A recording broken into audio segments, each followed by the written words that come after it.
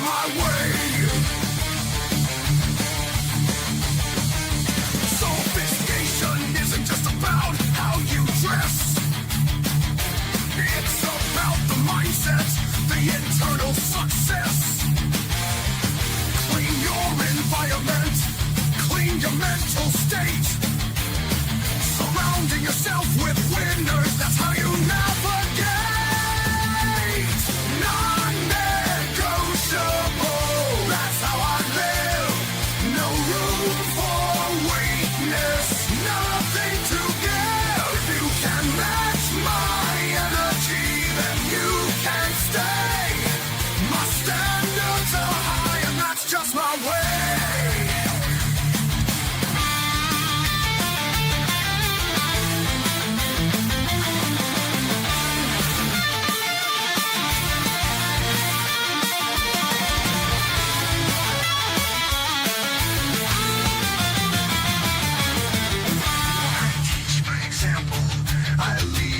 My actions, no drama, no chaos, just strategic transactions. My value is sacred, my circle is tight, elevating constantly, day and night.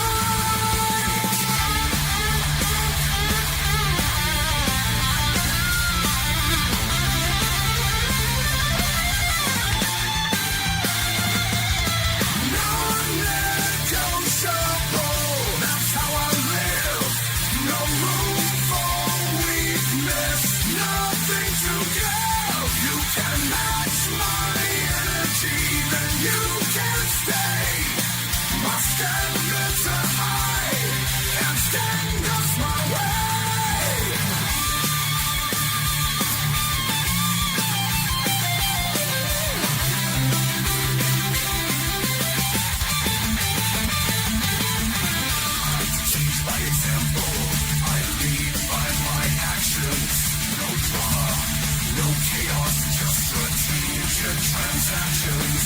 My value is sacred. My circle is tight. Elevating constantly, day and night.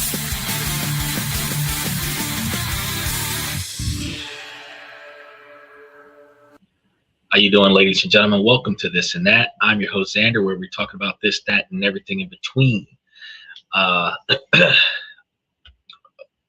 Getting in on that Thursday afternoon, it is chaotic. I got to tell you guys, we're here. We're live 7 nights a week. It is rough, and I got to tell you that regardless of what we got going on in the background, we do not let the sun rise without going live. It's just that from time to time, we don't always start on time. Like today, we're about 10 to 15 minutes late, including the intro. We're still trying to go on with getting up here. We know that we have a little bit of lag going on.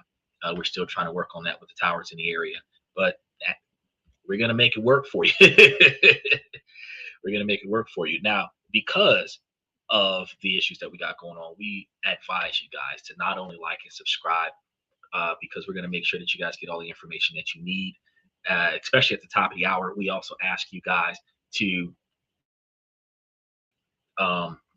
also hit those notification buttons so that you are capable of getting the information in real time. It is probably the best thing that you can do, because if you're watching us from Twitch, special shout out to those of you that's watching us on Twitch. We got a lot of information on the Twitch side of things, but we have to continuously update the limited archive over there. If you're watching us from Twitter X, special shout out to those of you that's watching us on Twitter X. The archive is there. It's just that we have a larger archive on a YouTube platform. So if you came over to the YouTube platform, you would have the capabilities of going back and searching through all of the videos and finding the content that you need to help you answer the questions that you have to ask, because we're the goal that we're going to have as far as providing you guys with information is to be more accessible than a Wikipedia page. It's like all of the information that you need, strategically designed to focus on your success, your personal success, your financial success. Now, that's going to require a lot of effort from me, because I have to go and find out all of the stuff that you guys need to know to make yourself successful, and then curate the information, fact check everything, and then make sure that I provide you guys with all the tools and resources that you're capable of utilizing to be successful. Um, with that being said, we have on Monday, Tuesday, and Wednesday, we have business and finance topics, where on Monday we talk about ways that politics impacts your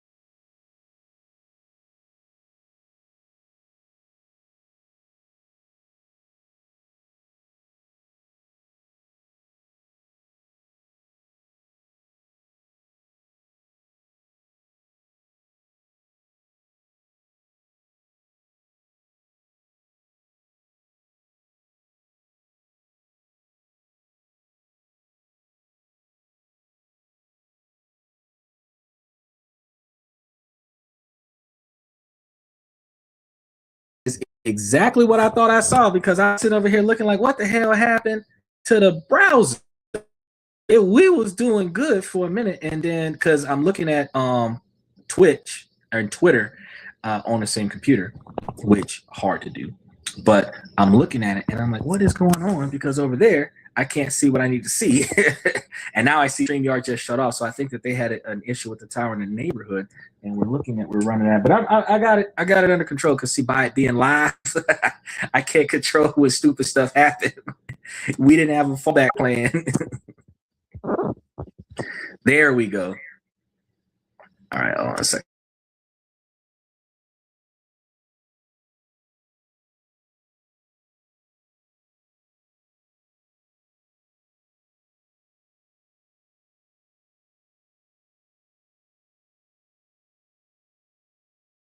Can't turn the main mic off.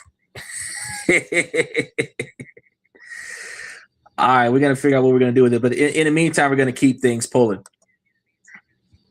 So what we have going on today, we're going to be talking about how the relationships that are in a low-income scenarios could build and make themselves more financially successful, but it really requires a little bit of effort from both sides. Now, usually Thursday, Friday, and Saturday, we're talking about like relationship topics. We're talking about personal development topics, networking. We're talking about ways that you can improve yourself in your career. There's a lot of stuff that we got going on. But for today we're going to be talking about how you guys can make yourselves to be a millionaire. So bear with me with the complications that we have here, but I'm actually giving you guys, because I started talking about this on Tuesday, and I was giving you guys the details as how you could do it by yourself. And now I'm about to talk about, if you had a responsible partner, how y'all could do it together. So give me just a second to go ahead and redo that, and then we're going to just go ahead and get right into this. because I'm looking at StreamYard's not working the way it needs to work. And then we're going to be right back into the mix. Now, since we're going to dive into this, we're going to make this work one way or another, the easy way or the hard way. But what if the path to retiring a multimillionaire doesn't require a secret stock tip or a brilliant startup idea or even a rich uncle? You guys got to think about this. A lot of times we put everything on that one big score, that one big major hit. And if it never happens, we're just like, oh, life isn't always going to be like this, but we're never going to put any effort into making that change, right? And that's one of the biggest failures that we have in our lives, because we don't put any effort into making any changes or improvements in the way that we do what we do in our lives, which is probably one of the first things we need to start trying to fix. However, what if that strategy for building life-changing wealth is hiding in plain sight and y'all just don't pay attention to it? You know, statistically, this is available to any dual income household, even ones that might feel completely and utterly broke. I mean, it sounds a little improbable, doesn't it? Which is one of the reasons why like 76% of the population is broke. It's a tough thing to wrap your mind around. And for the average individual that is working on a paycheck to paycheck basis, you might find this to be unfathomable. You're hearing that the average person is failing, and not necessarily just failing, but also falling behind. That homeownership is a pipe dream, and that comfortable retirement is not even realistically possible for the average person when they really think about what they could do versus what they are doing, right? And I mean, we see headlines, feel the pinch of inflation, and look at our paychecks and wonder, how on earth are we supposed to get ahead? I know I've been asking myself that for a very long time. Been really trying to figure this situation out. It's going to start. Now it's going to start working for us, y'all. Had to reboot the whole system. All right, let's put the primary guy on there. we gotta make it last. All right, now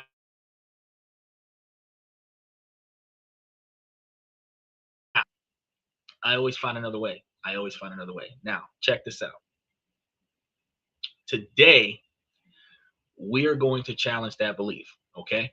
Now we're going to examine a hypothetical dual income household. On paper, they're statistically average. They don't have high-flying tech jobs or trust funds. They don't at all feel rich by any sense of the word.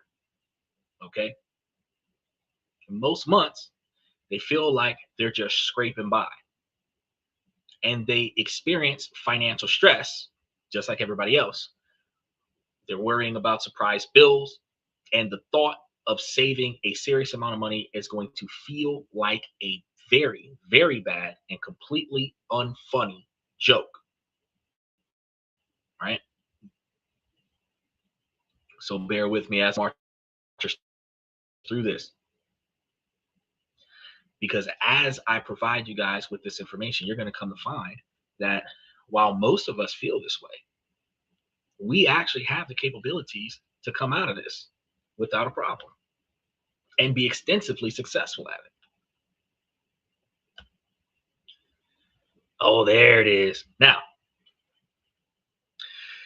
this household that we're talking about right now is on the verge of a journey that could be a nest egg of over $1.8 million. And that's one of the reasons why I want to talk to you guys about this, because most of us could have this exact same experience inside of a 20-year period.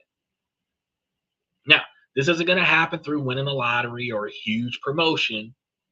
Instead, it's going to come from one single powerful change to their financial management scheme. Now, it's a change that is so simple, yet so profound, and it has the potential to completely rewrite their financial future. Now, in this get rich quick scheme that people are going to call it, you're actually being realistic. So you can't really call it a get rich quick scheme, because this is going to be a story about a quiet destruction of normal financial habits and an incredibly powerful yet simple choice that should be made by most people that usually isn't. So this is going to be a statistical model for how two people who feel broke can become millionaires. And the best part is the principles are universally applicable. Because I actually grabbed the data. I grabbed the data from some of the brokest areas of the country and navigated that through to some of the most common incomes in those broke areas, and then put the money together and said, you know what? Shoot, we actually could make this work. So before we get to that solution, we have to be honest about the problem. Why do millions of households with two incomes feel so broke in the first place? That's like the first step, the very first step that we have to address. And believe it or not, you're not going to like the outcome of that. You're not going to like the results. I'm going to give them to you anyway.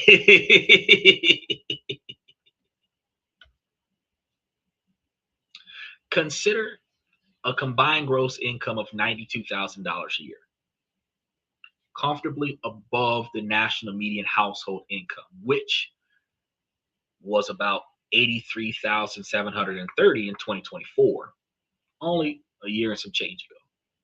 So these guys aren't poor. They're not welfare, food stamps, Section 8 poor, but their feeling of being broke is a constant weight.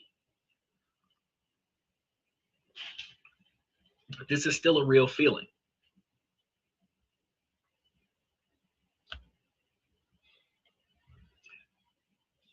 What's up, bro?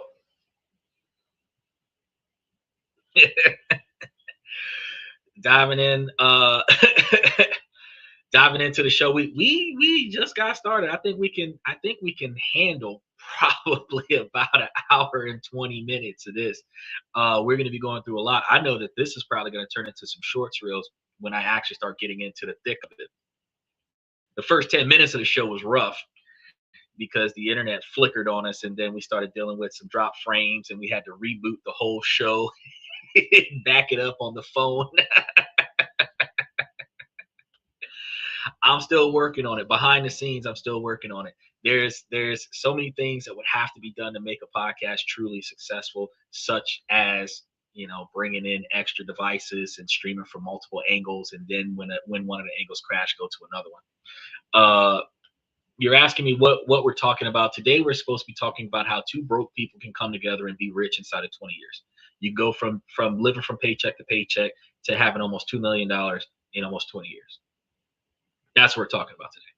We're using statistical data based off of the average income of individuals that typically piece together about a $52,000 a year income for men and over $40,000 a year for women. And the reason why I go off of that dynamic is because while women can make $50,000, $60,000, $70,000, typically women have this hypergamy theory where they do not date men that make less money than them. So a woman that makes $40,000 to $45,000 a year would not have a problem with dating a man that makes $55,000 to $60,000 a year, but a woman making $40,000 a year dating a man making $55,000 a year would likely have an income something close to $92,000 a year, right around that after tax realm, right?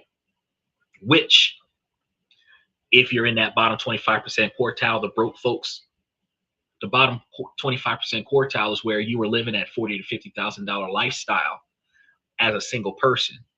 And if you came together with that $40,000, $50,000 income where each person had more than $40,000 a person, and y'all still maintain that $40,000 a year lifestyle instead of upgrading your lifestyle, y'all actually could have just bear with what you're used to for another decade or so. You would have found yourselves multimillionaires. Because I actually did some statistical averages today, and one of the reasons why we were late, I found that, you know, women and men 25 or older are making more than 40 to 55,000 a year a piece, which also means that if a woman at 50,000 a year dated a man at 55,000 a year, they'd be making over 100,000 a year. And if they were living a 50,000 a year lifestyle, or I'm about to go into the details of that on how a person becomes 50% more of the income of the original person, so 150%. If it was a $50,000 a year lifestyle originally, when two people come together, it'd be a $75,000 a year lifestyle. But a $75,000 a year lifestyle on a $100,000 combined income means there's $25,000 of discretionary spending that's not going to the right place, which is the reason why that couple can come together, be together for 3 to 5 years, be broke when they met, be broke when they break up, and the woman still try to destroy the man as she leaves to make him broker than what he was before she met him. And we wonder why we don't never got nothing. Is it all right? That's sick. I can't stay long, but God loves you, man. Trust me, I know he changed my life last summer. Well, if he changed your life last summer, then I'm going to change your finances this spring. So, you know, if you can't hang out long enough to learn how to make yourself financially sustainable, you can always put it into the Lord's hands. But one of the things that God-fearing people that come and preach the word of God on a podcast is talking about making money, you have to think that if I popped up on your For You page where you are supposed to be that God-fearing person that follows the word of Jesus, you do realize that the Lord put me on your podcast to teach you how to make some money to take care of yourself. He didn't put you on my podcast for you to tell me that God loves me, because I should have already known that by now. At 41 years old, everybody who grew up in a church environment, a religious environment of any kind, regardless of what denomination it is, should recognize that the God they worship favors them.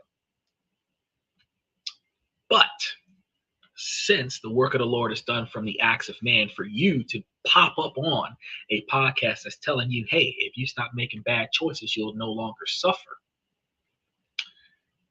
Ironically, I would have been the one chosen to tell you how to do better about yourself. But if you don't feel comfortable with chilling around, it ain't gonna take a lot. It ain't gonna take a lot, you know. With 50 pages, and I've already gone through the first 10, I probably would only be here for another 45 more minutes talking about it. So you'd only have to hang about another 30 before you see the main point.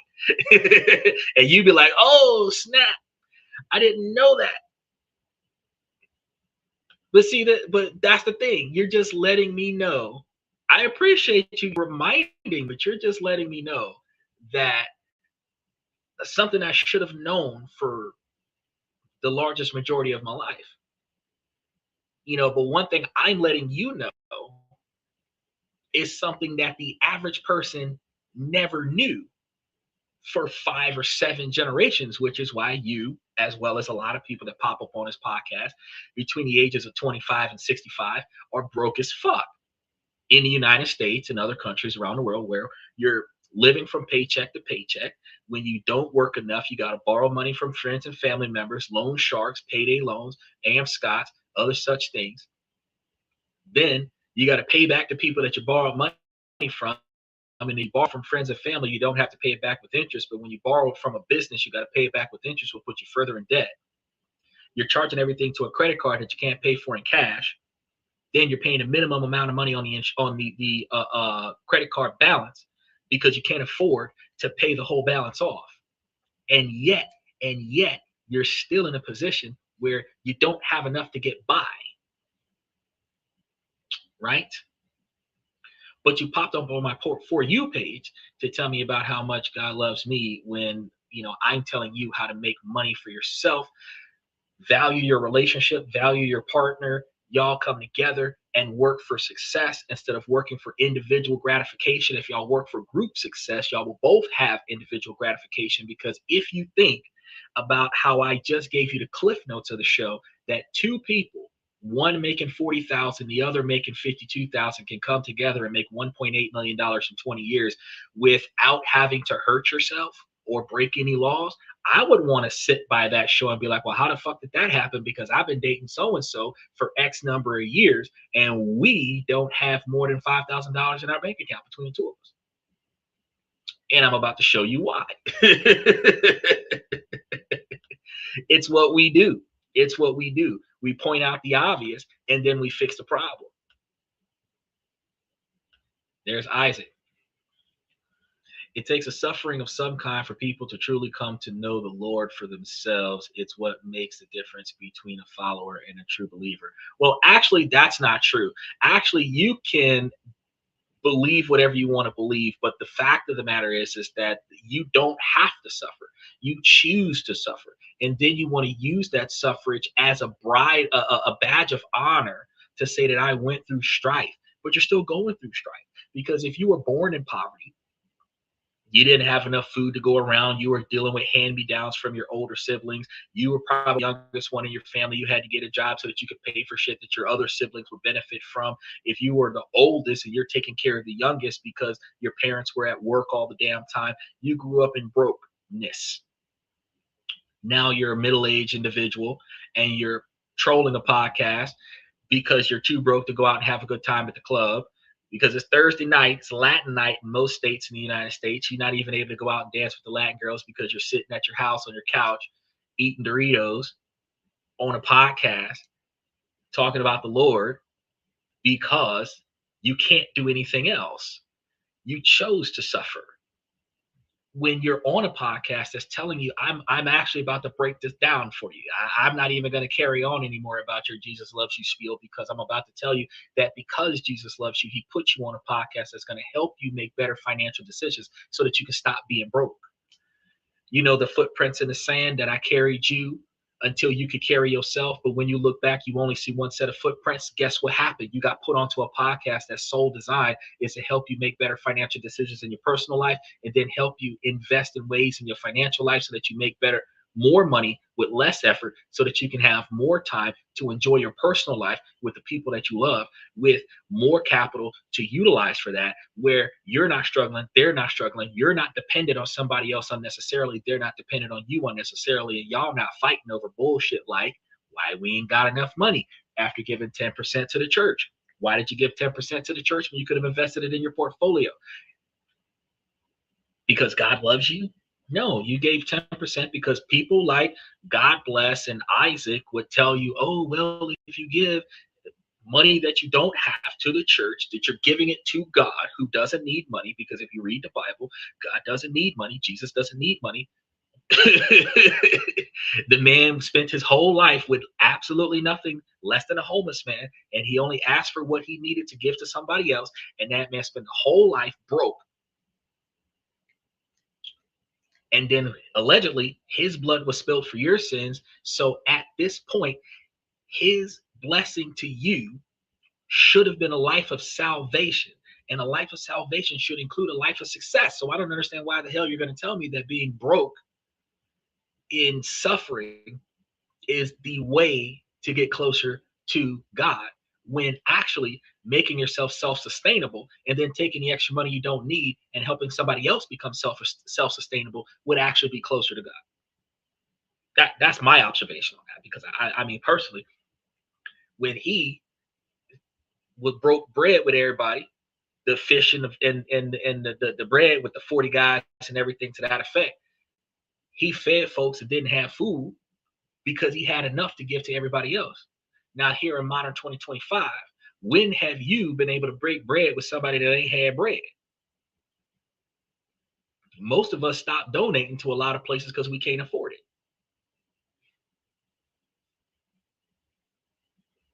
But if you spent your money wisely, you can have $1.8 million inside of 20 years. So if you started at 25, by 45, you and your partner could retire. If you started at 40, by 55 or 65, you and your partner can retire. And with $1.8 million, your standard of living would be paid for, and you'd have plenty to give to the church. And you wouldn't have to work. So again, why wouldn't this be a good method for you? I just wanted to see how that works. Why wouldn't this be a good method for you? Yeah.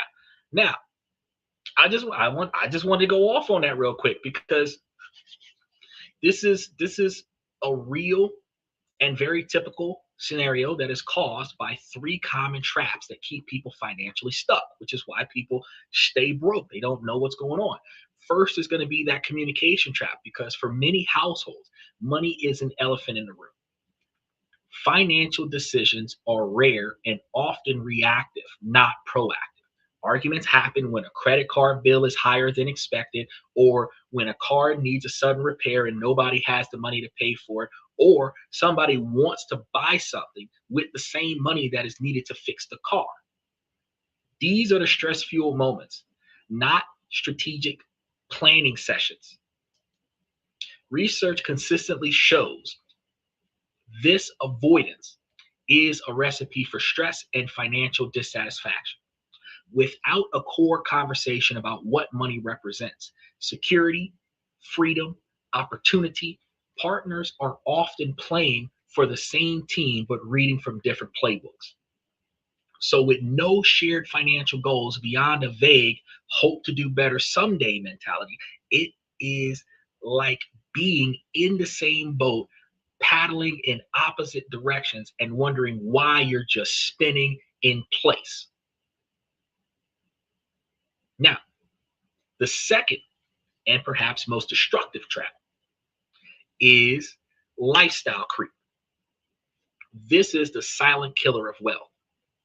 It's the natural tendency for spending to raise in locksteps with income. As careers progress and raises are earned, more money hits your bank account each month. Where does it go? It doesn't go into the savings. It just gets absorbed. A nicer apartment with a higher rent. A new car payment to replace the old paid off car. More dinners out because being too tired to cook is one of the reasons why you guys can't sit at home and eat home cooked meals. Each upgrade feels small and well deserved, but added up, they create a new, more expensive lifestyle baseline. Now, even with the higher salary, even with the financial pressures that feels just as intense as before, you will find yourself on a treadmill of working harder to earn more money to only find the finish line keeps moving further and further away. This is why a household with a $92,000 income can have almost nothing in savings to show for it, where each individual person had their own individual lifestyle. They came together, pooled their money together, limited their resources together, and they're still broke as fuck. Because you found a way to spend the extra money you didn't need to spend when your situation costs less. The final trap is the I'm not a math person mindset. Now, this is a self-defeating belief that personal finance is some kind of complicated code only Wall Street pros can crack. Just like God Bless came up there talking about improving your financial wealth was sick for him and he couldn't stay. He couldn't stay here long enough to learn how not to be broke. how he could make a bunch of money to give to the rest of the congregation so that the rest of the congregation wouldn't be broke.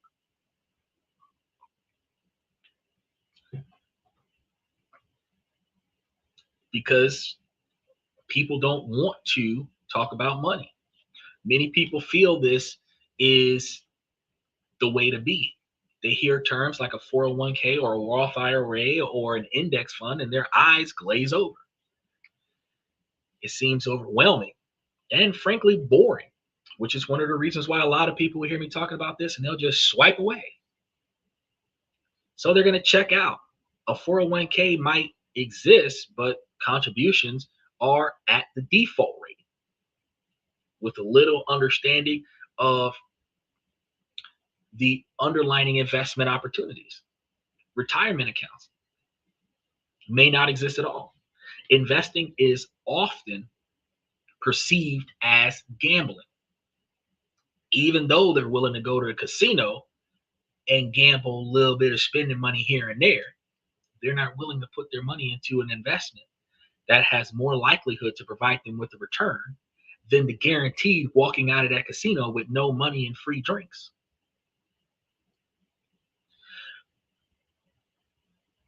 And some people are going to look at investments as a risky game for other people.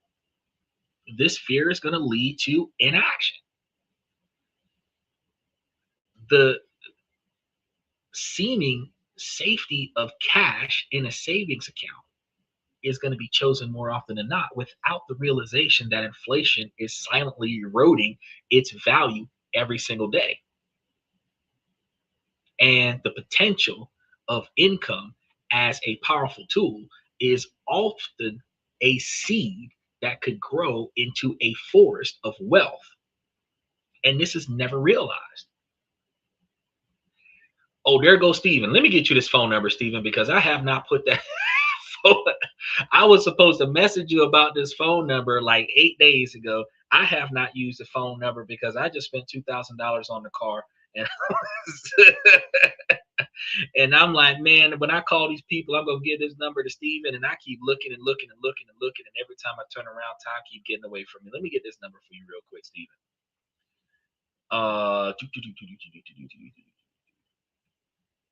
Hold on, because I grabbed this phone number. There it is. 863 633 4407. That's the phone number.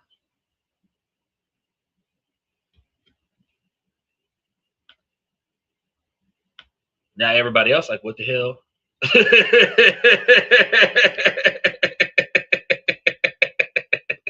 He stopped the whole show to get this dude a phone number. That ain't my phone number.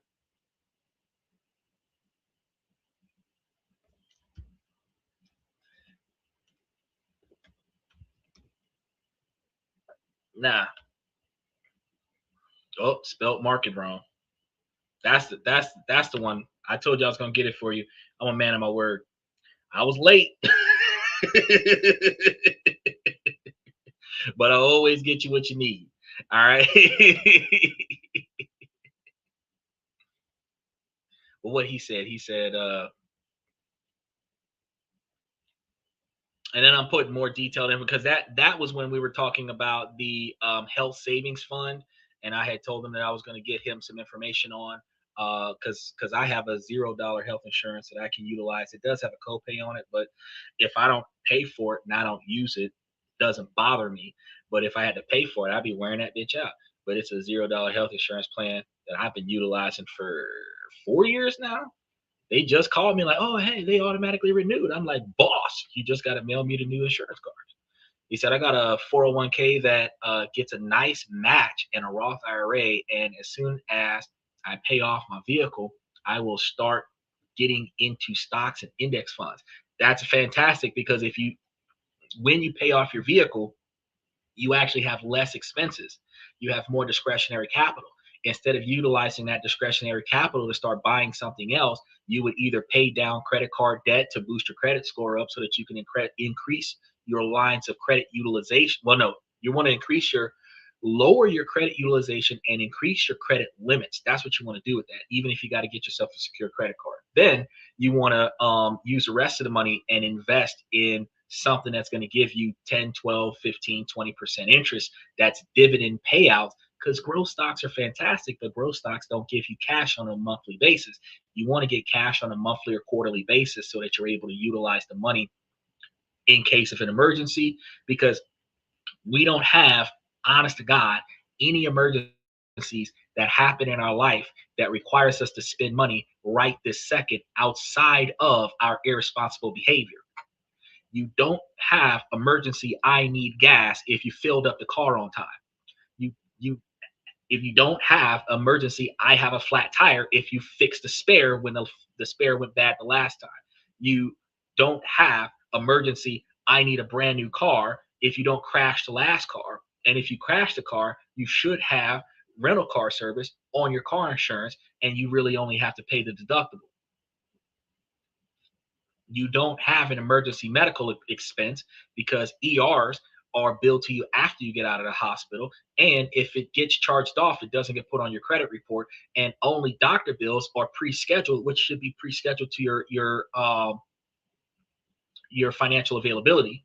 So outside of you in an emergency, bailing somebody else out of jail because they did something stupid, paying for restitution for somebody else's mistake, paying for vandalism for somebody else's mistake, which is just like restitution. Outside of you paying for somebody else's fuck up, there isn't an emergency for you that if you know that something is about to go down, that you can just get your dividends from this month's returns and put it towards that emergency instead of reinvesting it into the portfolio where you don't have to touch the principal, as opposed to growth stocks, CDs, annuities, stuff like that, where there's penalties if you take the money out sooner, but you won't get any money until you take the money out. Bitcoin, gold, you have to sell it to get a profit or take a loss. But whatever money you get off of that, you have to sell something to get the money. Growth stocks like Tesla, you got to sell something to get the money off of it. But cash dividend stocks, you put your money up there, and as long as the money is up there, you get money back. And I always encourage people, if you're going to start with cash dividend stocks, because you're adding your principal and the dividend return back in as a principal to increase your wealth faster.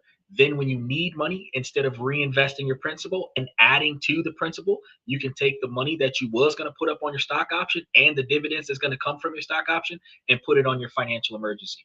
Now you have extra money to cover your emergency fund. And ironically, if you put enough money into your stock option, $5, $10, $15,000 a month dividend payouts, you don't need an emergency fund in your savings account at 0.5% interest or even at 3% interest right now. Because if your dividends can be deposited directly into your checking account, you can drop 10 grand into your bank account from your stock option faster than your $5,000 in your savings account can turn into $5,100. So, that's why I tell you guys there's more than one way for us to not be broke, but we have to really start thinking about other ways. So these are the three traps: poor communication, lifestyle creep, and fear of finances. They're the bars of the cage that keeps so many households feeling broke. A significant income flows through their lives like water through a I couldn't even finish that sentence because as much money as you make, it's flowing through your bank account like water in a ravine now, leaving behind nothing but stress. You got nothing left. Y'all done made so much money together, but y'all still ain't got shit. Let's imagine two statistical projections starting from right now. First path of inaction. If nothing changes, the outcome is predictable and actually, ironically, very grim. Small, constant financial disagreements can grow, creating resentment and distance in a relationship, which is one of the reasons why relationships only last 1 year, 5 months, 6 days, because of stuff like this. Professionally, a feeling of being stuck is common. People feel forced to keep working jobs they don't love. They just go there to pay for the lifestyle that they're currently living. Either love what you do or love how much money you make off of it. I can hate my job, but if it pays my bills, I'm doing all right, right? The freedom to take a little risk, to start up a business, or to switch to a more fulfilling career is going to feel impossible. With age, with the increase of age, the anxiety only worsens. Retirement looks less like a golden age and more like a terrifying question mark. Now, there might be some money in a 401k, but it won't be nearly enough. The possibility of working into one's 70s or relying primarily on Social Security becomes a reality. God forbid you fall back on the dependency of your children or your grandchildren. It's a future that looks back on 20 years of hard work with the question of where did all the money go? Now, let's imagine the other future, the one that's possible after one key strategic change. In this future, money is a tool managed calmly and confidently. Regular dates, regular money dates, all of that's going to be used to check in on progress and dream about the future. The household being a team, united by a clear, powerful goal. Everyone's working towards and investing in the exact same outcome. Professionally, options become available because finances are in order. The pressure is off. One partner might decide to go part-time to pursue a passion. The other might take a year off to travel. Work becomes something you want to do, not something you have to do. And retirement, it's an actual date on the calendar to look forward to. In 20 years, this household is sitting on a portfolio worth over $1.7 million. They are financially independent, and this is something that everybody can do. And just for the sake of putting it on the record, it has not one thing to do with giving me anything. So don't think that this is an infomercial to get you to give me a dime. This is me telling you, public service announcement, that you actually could do something different in your life that you're currently not doing, which is called potential, so that you can have a better outcome in your life in comparison to what you currently have.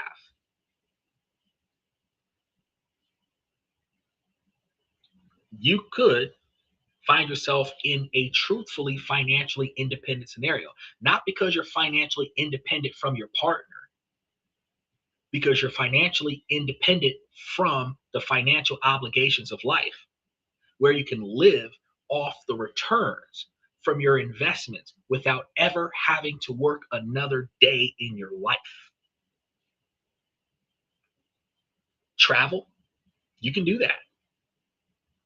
Help your family you wanted to, donate to a cause that you believe in, like the guys that came here talking about how much Jesus loves you, but those guys don't want to come here and learn how to turn out money so that they can do the Lord's work out of their own financial pockets. Damn. What about the ability to feel secure, free, and proud of yourself? Because how many people can be first generation millionaires? That is an accomplishment. You know? Oh, you see Steve? You see him? Stephen was just up here talking about his 401k.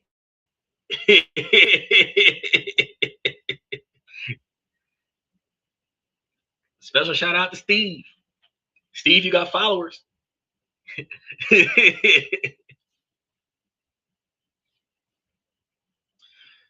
Two futures, same starting point.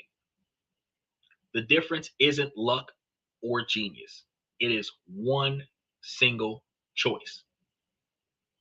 So what is the big change that turns a broke trajectory into a wealthy one and anxiety into freedom? Well, the decision to live one income and invest the other income, that's the idea. It's not about finding a higher paying job or living a life of extreme deprivation. It's a simple strategic shift in perspective.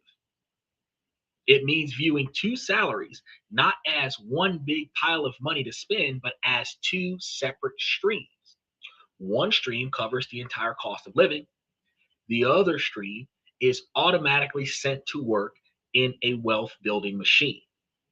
Now, I just want to put a pin in it right there, ladies, because before I get into this, I just want you to understand that if you found you making 40 to 50,000 a year as an alpha boss lady, found you a 40 to 50,000 man to offset that, where y'all are making 90 to 95,000 a year, and y'all are living that same $50,000 a year lifestyle that you was living before you met him, that y'all could take that other $40,000 a year difference and put it away and be a millionaire inside of 20 years. You'd be well over $500,000 inside of 10.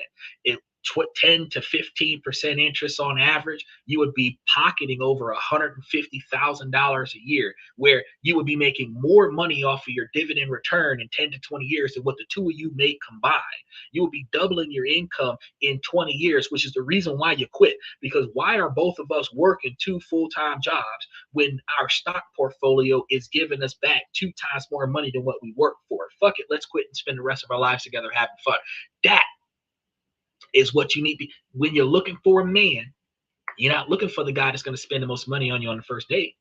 You're looking for the guy that has good decision-making skills. You're looking for the guy that's logical, rational, reasonable with his finances, where he can be logical, rational, and reasonable with your finances. Men, you're not looking for a woman that puts out on the first night. You're looking for a woman that's not financially wasteful. Because if y'all come together and say, okay, one of us is going to pay the bills and the other one is going to set us up for the rest of our lives,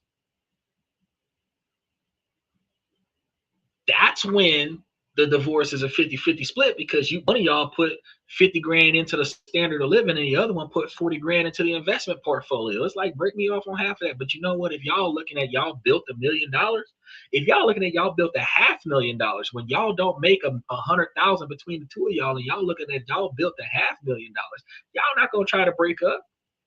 Y'all gonna be so focused on fixing whatever y'all got going on that y'all gonna be sitting over here like, man, I don't know what they be doing, but we gonna have couples counseling, whatever we gotta do to make money for us. Because I mean, the lifestyle that you would have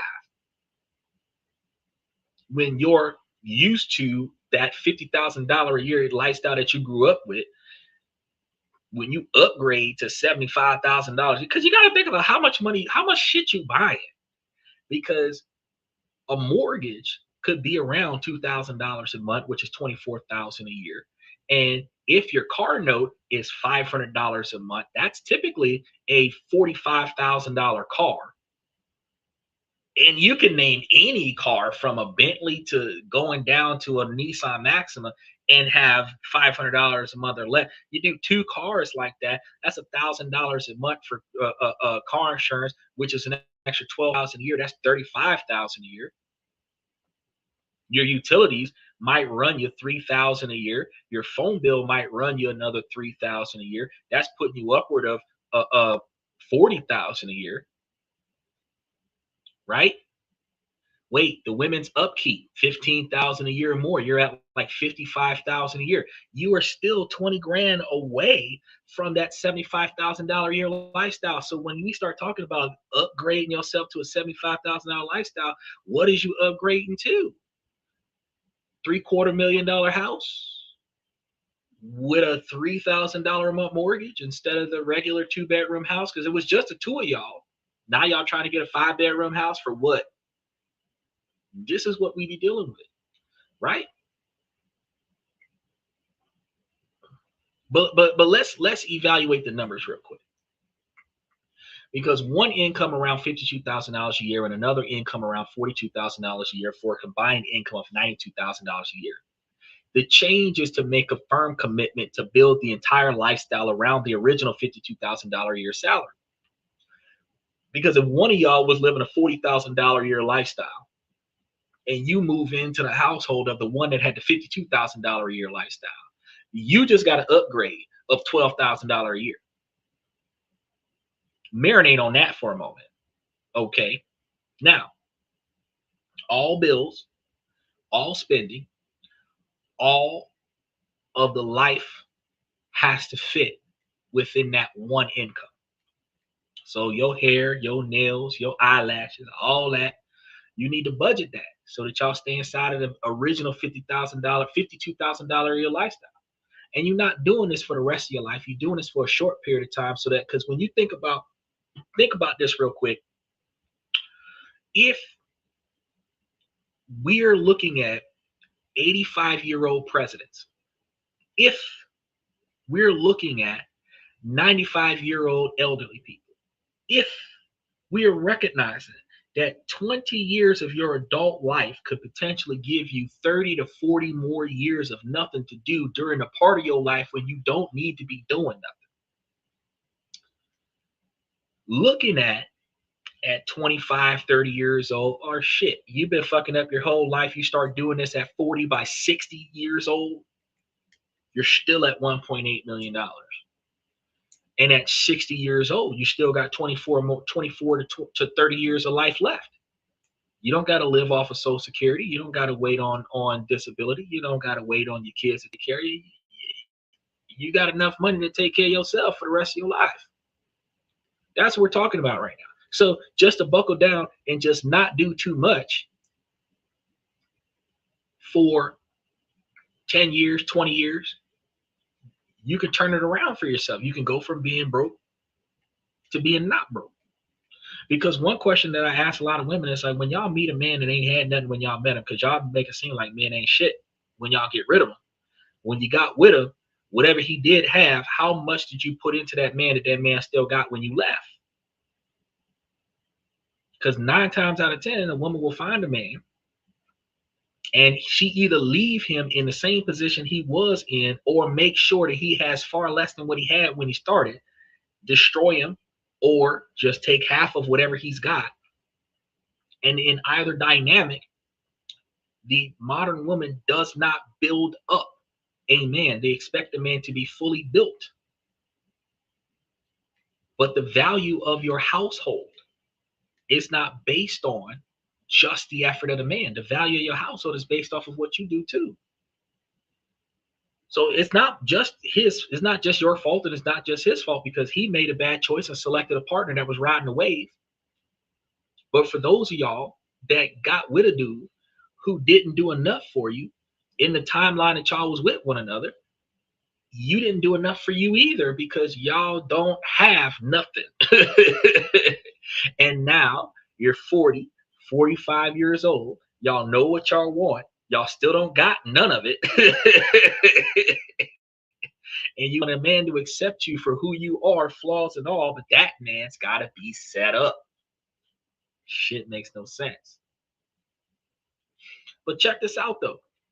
If you lived under that $52,000 a year lifestyle, the entire $40,000 a year salary is now off limits for spending. Not too many families, men or women alike, are going to like that. It is no longer household money. It is the future money. This decision is immediately short-circuiting the biggest problems in your life. Lifestyle creep is stopped cold.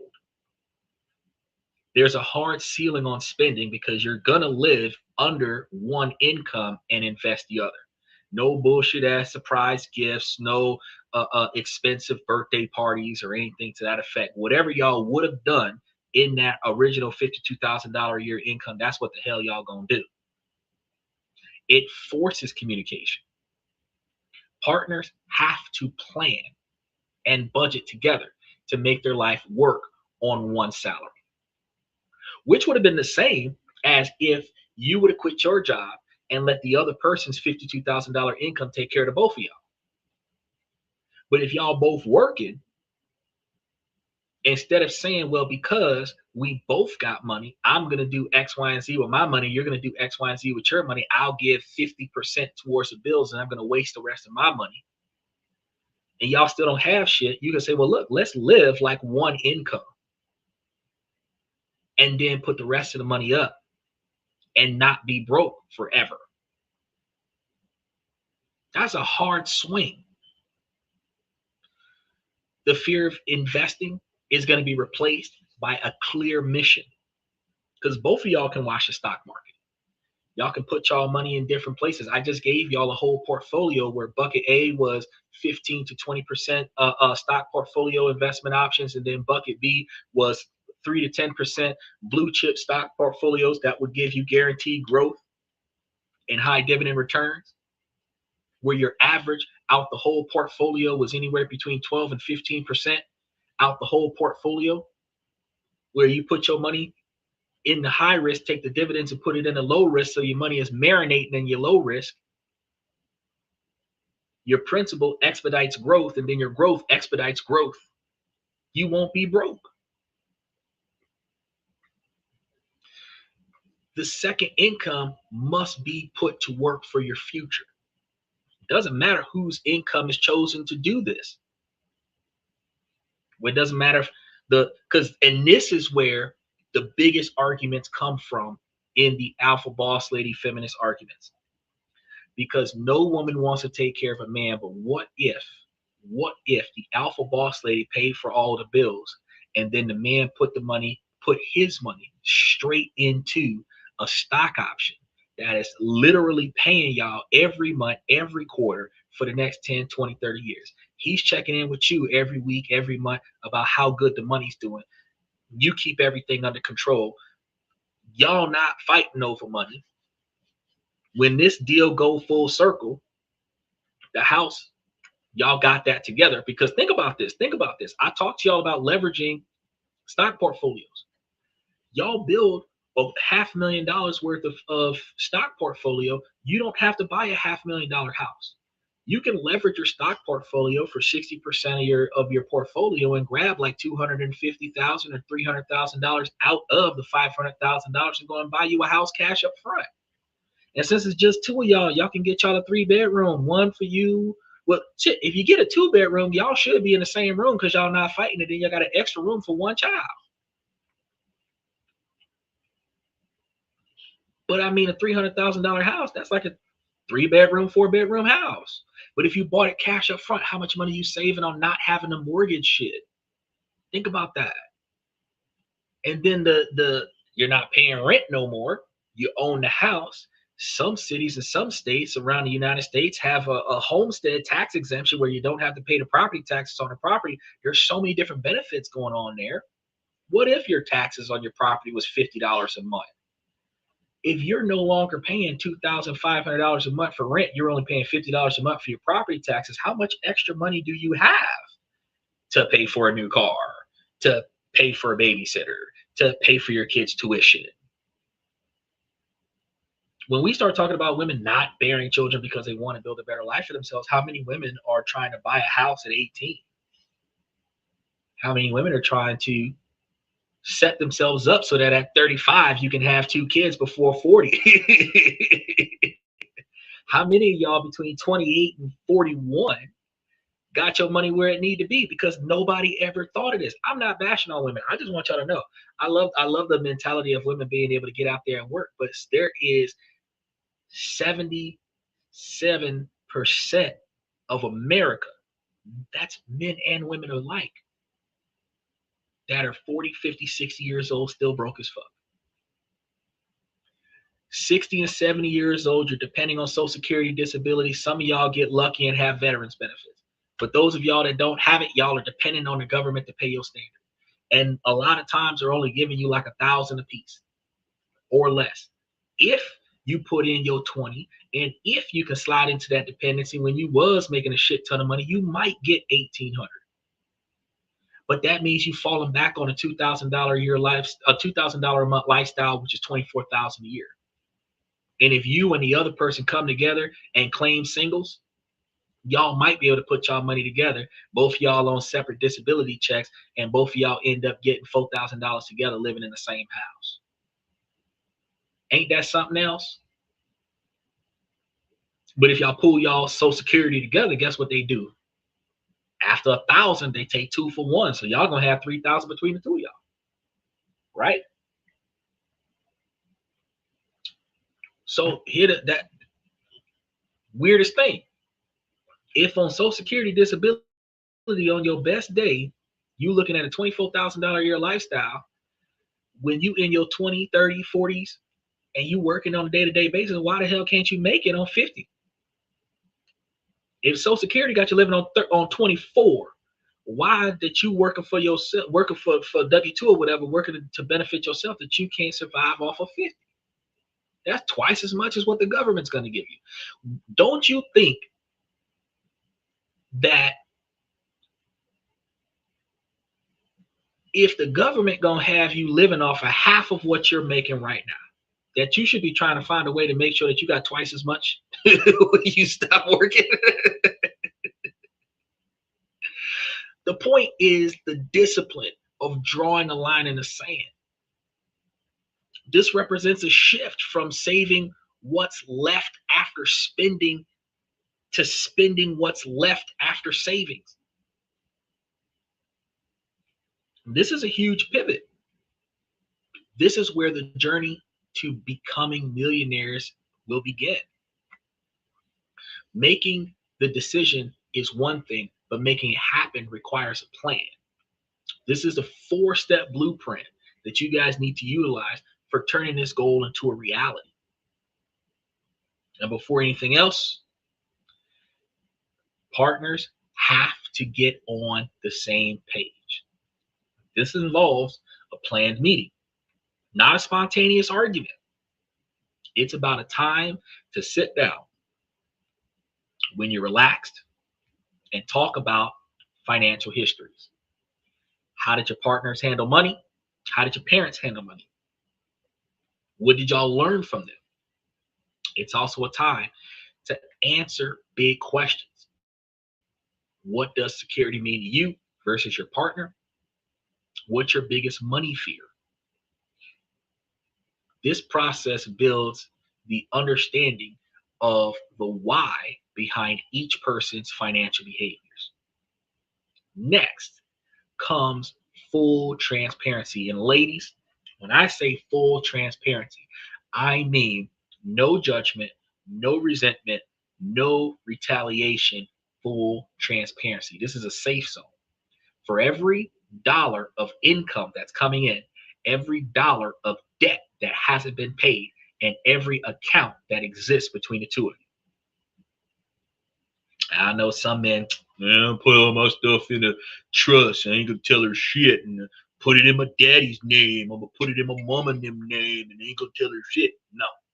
If you really want to be successful about this, y'all gonna have to talk about all of it. Everything that's on the prenup and everything that's not on the prenup. Y'all gotta talk about all of it. Finally, shared goals. They need to be set. So you got to write them down. Something like becoming debt-free in 2 years, building a 6-month emergency fund. And the big one, becoming financially independent in 20 years. This talk is the foundation that turns conflict into collaboration. Now, I can ask y'all, ladies, how many of y'all, doesn't matter who started the conversation, how many of y'all have had this type of conversation in any of the relationships y'all have ever been in since y'all was grown? I know most of us have had a financial conversation with our parents. Mama and them tell us, you gotta start paying for shit around here. That kind of talk. We might have had parents where our daddy or somebody told us, oh, you gotta save up for this car, that kind of talk. But when have y'all ever been in a relationship where either you asked your man or your man asked you about y'all's lifelong financial plans for success? Most of y'all gonna say y'all ain't never had that kind of conversation. Y'all just agree who's gonna pay what bills when, and then whatever don't go on the bills, that's what y'all use to have fun with. That's the reason why more than 70% of Americans are broke. Because we don't talk about how we're going to come together and be. I'm an 80s baby. Some of y'all 80s babies, because the majority of this podcast is people over the age of 25. Most of y'all women over here, because I looked at the dynamics. Most of the women on the show right now are over the age of 30. So I already know. Y'all grew up listening to Blackstreet just like I did. Y'all remember that song where he said, all right, we gonna take my problems and put your problems together, and we gonna beat these problems together. Y'all remember that song, right? Don't Leave. Y'all remember that song, right? You know, you got your problems, so do I. Let's just put them together and defeat them together. Y'all remember that? That's lyrics in the song. Why the fuck we don't do that in real life? Why do we not look at what's your budget look like? What's my budget look like? What's your expenses look like? What's my expenses look like? Let's try to work this out. But with the shared goal, the biggest expense must be analyzed. Housing. Trying to live on a $52,000 a year income in a high cost of living city is a losing battle. The math just doesn't add up. It doesn't work when a simple apartment costs $2,800 a month. A bold but calculated move is going to be relocations. Researching states with a much lower cost of living. And I know a lot of people, oh no, I want to stay next to my family. I want to do this. I want to do that. You can just find you a place out of the city limits that has a lower cost than where you are, because I actually checked and look at much lower cost of living states like Mississippi, Arkansas, or Alabama. I know some of us with a good tan are like, fuck Alabama. But there are more of them. Kansas, Tennessee, Wisconsin. There's a lot of places that are not nearly as expensive as the high popular places like Florida, New York. Shoot, nobody should be in Minnesota right now. California, Texas, those are expensive places to be. You could just tiptoe over to Nevada and watch how everything goes down. Just from California to the other side of the mountains to Nevada, and all of a sudden things start going down. And you'll find that this reveals that a nice place can be found for under $1,500 a month. This single move is a financial cheat code, because a $52,000 a year salary in a low-cost state can have a purchase power of a $70,000 or $80,000 a year salary in an expensive city. It's a big decision. But with the united long-term vision, it becomes a strategic choice that makes the entire plan not just possible, but comfortable. Now, granted, depending on what you guys do for a living, you have to make sure that you're finding that $50,000 a year, that $52,000 a year salary in that state that you're going to. You guys have to find that $44,000, $45,000 a year salary to match that in the state that you're going to. But if you did that, when y'all move over there, y'all moving over there to work, live cheaper, build more wealth. Steven says, I hear Minnesota pays a lot of taxes for childcare.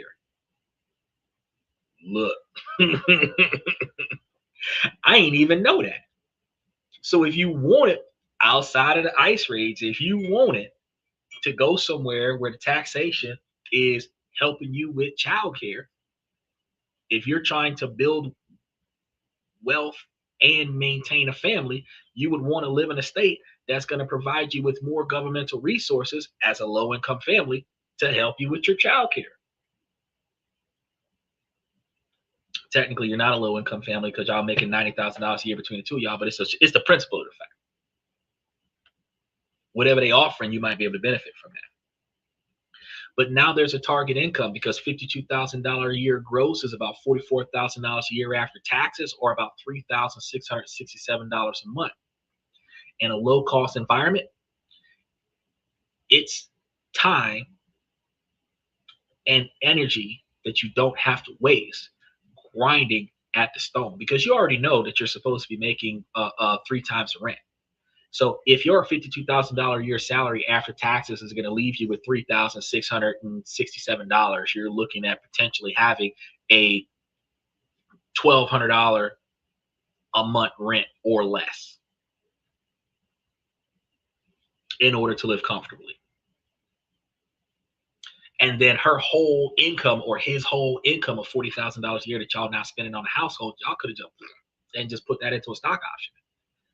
And $40,000 a year at over 10% interest is going to end up putting away between $50,000 and $55,000 a year with interest.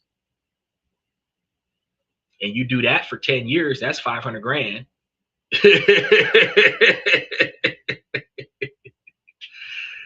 Look, people don't think about this kind of stuff. But look, it's time to create a spending plan. So if your monthly take-home pay can be broken down into 4 simple buckets.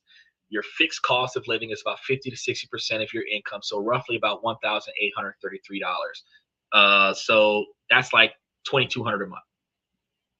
This is going to cover the essentials. It's going to cover the house in the new location, utilities, 1 shared car, groceries, and any debt payments that you guys want to pay on. Investments, which is 10%, about $367 a month. This is on top of investing the second entire income into the high interest stock option. So it's a get wealthy even faster fund. So savings goal of about 5 to 10%, around $183 to $367 a month, right? First, this is going to be used to build that 3 to 6 month emergency fund in a high yield savings account. After that is full, this money goes towards either vacations or for future cars or something to that effect. It can also be thrown directly into a health savings account, which can generate a large quantity of tax exempt interest and then be utilized to cover your medical expenses, such as your health insurance and your doctor's appointments. So if you're looking at $2,000 a month is your monthly income, and you want to have an emergency fund for 6 months, $2,000 a month times 6 is $12,000. So after $12,000, your emergency fund is safe, and then the next $12,000 you build is for your health savings account.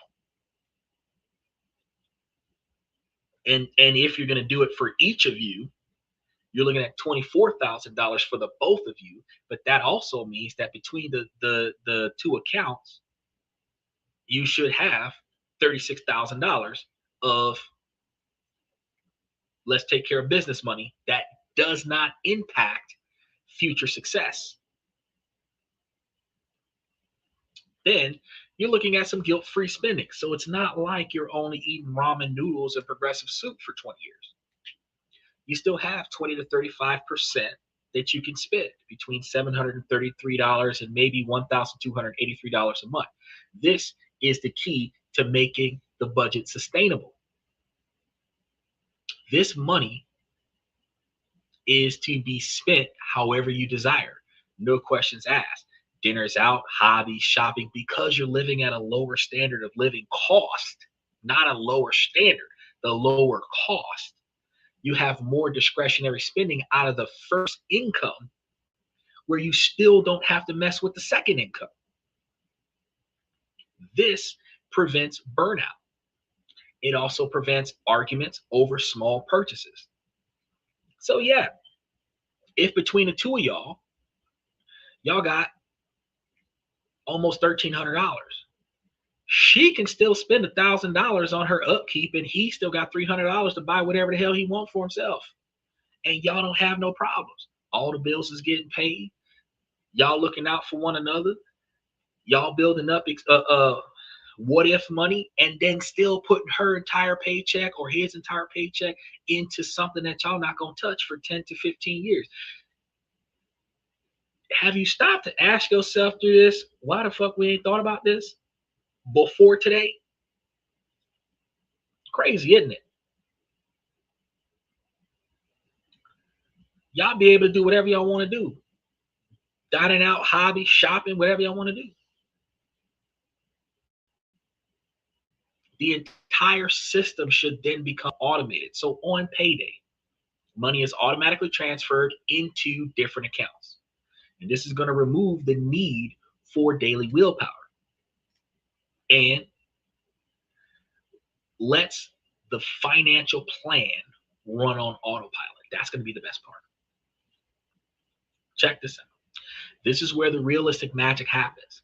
The second entire post-tax salary, roughly around $34,000 a year after your $40,000 a year is taxed, is going to be roughly around $2,833 a month. It becomes the investment capital. This money should never, ever hit the checking account. It should automatically transfer into an investment account. And here is a simple investment strategy. You have a 401k match. If the company offers one, you'd match that. That's the first step. It's an instant 100% return on investment. Contribute just enough to get the full match. Roth IRA, that's going to be the next step. Each partner maxes out a Roth IRA using projected figures. Like in 2025, the contribution limit was $7,000 each. For 2026, it has been risen to $7,500 each. This invests after-tax money that grows completely tax-free for retirement. Then you have the taxable brokerage accounts. Any money left over from the second salary after the 401k match and the Roth IRA contributions goes into standard brokerage accounts. And what should be invested in? Simplicity. That's going to be the key. No picking hot stocks.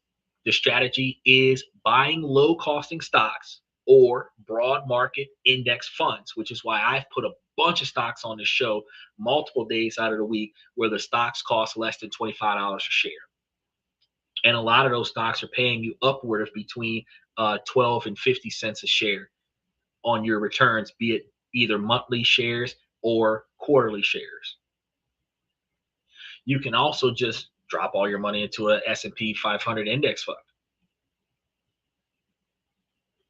But if you grab some of the hand-picked ones that I grabbed for you, you would be, the S&P 500 is doing about 10% on average. But the ones that I grabbed for you, hand-picked, are between 15 and 20% on average. But this is going to provide a small piece, if you do an S&P 500, small piece of 500 of the largest U.S. companies and instant diversification. So for those who don't need to think or don't want to think, you can just autopilot an S&P 500 and just live off of the 10%. But if you really wanted to roll the dice on 15 to 20, hand pick them. Do your research. Hand pick them. Grab between 5 and 15. Put them together. Now, let's look at the numbers. The model invests a take-home of the amount of about $34,000 a year. The stock market's long-term historical average returns is around 10%. Recent 20-year periods have been closer to 9%. So let's run the numbers in both realistic and conservative dynamics. Investing $34,000 per year at 9% average annual return for 20 years results in $1.736 million. $1,736,393. Shit, that's a lot of fucking money. Now, achieving a 10% average annual return grows that number to about $1.9 million, $1,950,723. That's if you're achieving a 10% average return. When I'm telling you about stock options that I know about, that I don't own them, but I grabbed a bunch of them and invested into them, and I can tell you right now, guaranteedly, more than 15% interest. If you're getting $2 million in 20 years on 10%. You're getting 2.5 million on up to 15%. And likely inside of 10 years, you're looking at $500,000 at 9%. Well, at 17, technically you're looking at closer to $7 million or $8 million, because you're going to start seeing expedited growth after 10 years. But you're looking at closer to between $500,000 and $700,000 in 10 years with 9%. With You're looking at almost a million, so probably 800 if you're doing 10%. If you're doing 34,000 a year, 15%, you're probably looking at 900 to almost a million inside of the first 10 years. You can see the results year over year. Living under that single income and invest in the rest, which is different from the modern female's mentality of getting a man that makes 100,000 a year so that she can quit her job and live off of his income without living under his authority. Why not find a guy with 50,000 a year, 52,000 a year, and you take your 40,000 a year and build $1 million, and now you've got $1 million relationship off of a $50,000 a year man who will worship the ground that you walk on instead of being disrespected by the $100,000 a year man because he makes enough money to pay for two of you. Because satisfying a woman's expectations shouldn't cost you more than $30,000 a year. If it does, you're doing it wrong. But that's the math that changes everything. Because actually, ladies, and the reason why I talk about this is because if you're looking at men that make over 100,000 a year, you are limiting your choices to about 23% of men. And that doesn't guarantee that they're going to treat you with the love and respect that you would get from the 73% of men that you walk past because they don't make that 100 grand a year. This isn't a build a man scenario. This is build a life scenario.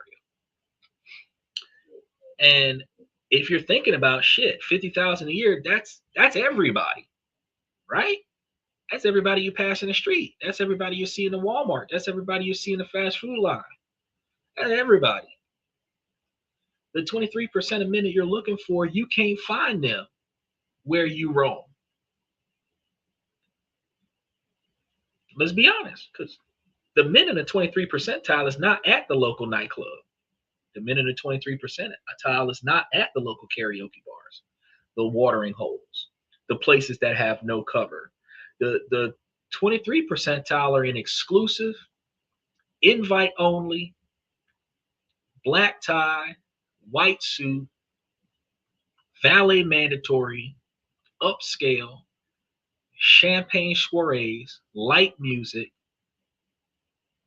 Y'all never cross one another's paths unless you work in the building as the help for that $100,000 a year man's party. That's the only way you get there. But you can become that multi-million-dollar family where when you host parties, you're inviting wealth to your party so that you can network wealth, so that you can find investment opportunities, so that you can take your multi-million dollars and make it multi-million-dollar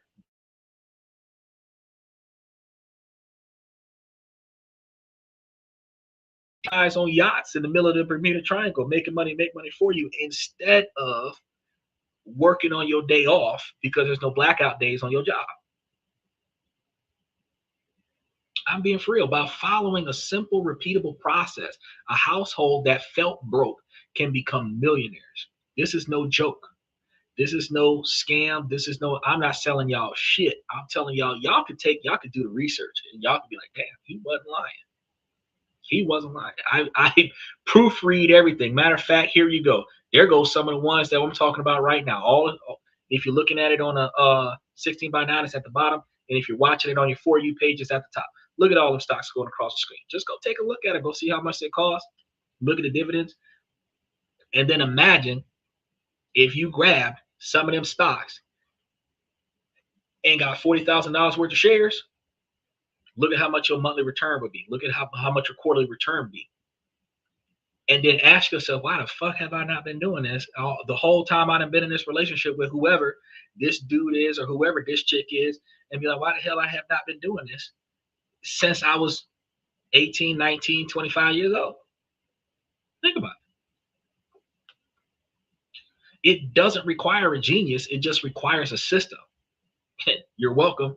I found a system, curated it, and provided it to you for free in the middle of the night on a podcast where you were doom scrolling until you found a dude that's talking about how to make money while being broke. Of course, life is going to be messy. You're probably thinking, well, what about a job loss or kids or medical emergencies? A plan that falls apart at the first sign of trouble isn't much of a plan. Here's why this one is built for resilience. What about that job loss? This is exactly what the emergency fund step 3 that we talked about is for. If you're living under that $52,000 a year lifestyle and you're taking a percentage of the money and putting it towards the emergency fund, if one person loses their job, there's no need to panic or sell any of the investments because you have a cash cushion that is available to cover all the bills for months while the other person gets back on their feet. The low-cost lifestyle also makes this period far less stressful because remember, we were talking about how you had like $1,300 worth of discretionary spending.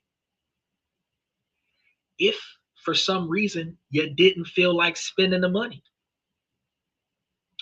you could have 12 months worth of emergency fund, 18 months worth of emergency fund, and still be able to put 50 grand worth over the course of 3 years, still be able to put away $50,000 worth of medical expenses in your health savings account,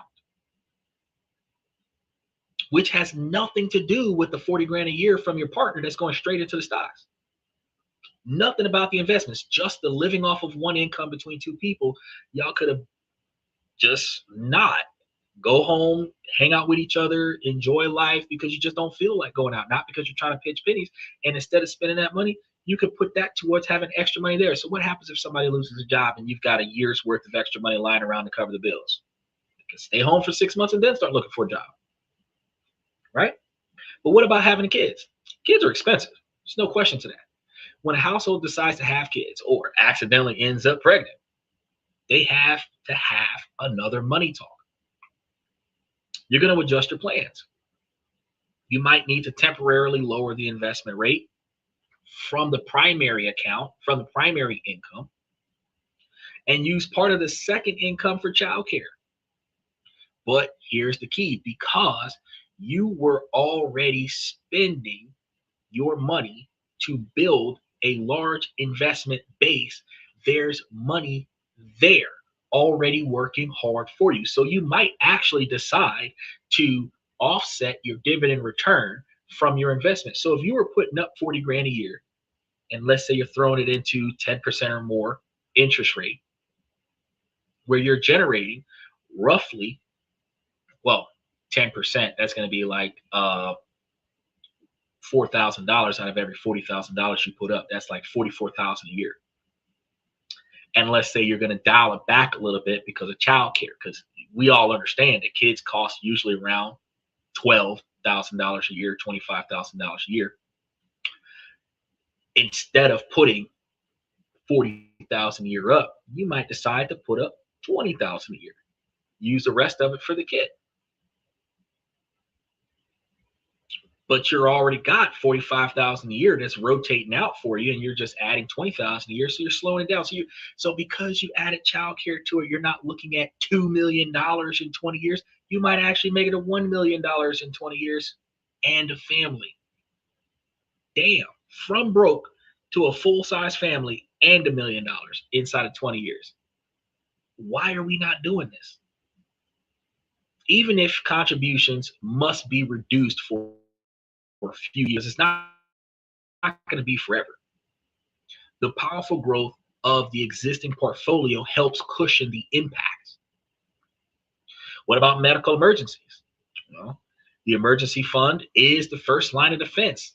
Then on top of that, If you were after your emergency fund, if the extra money you wasn't wasting on entertainment because y'all just didn't feel like going anywhere went towards your health savings account, anything bigger than your emergency fund and your health savings accounts, the investment portfolio is ultimately going to be the safety net.